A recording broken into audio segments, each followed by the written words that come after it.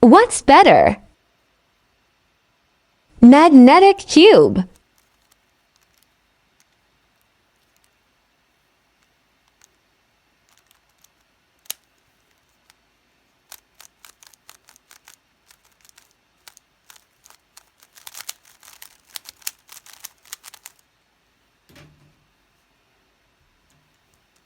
Non-magnetic cube.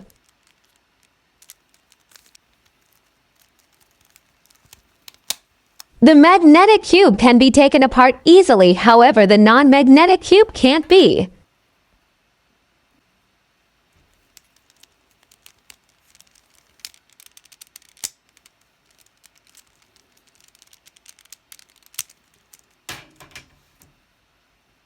The magnetic cube is mostly used by more advanced cubers. The magnets make the cube easier to turn and lighter.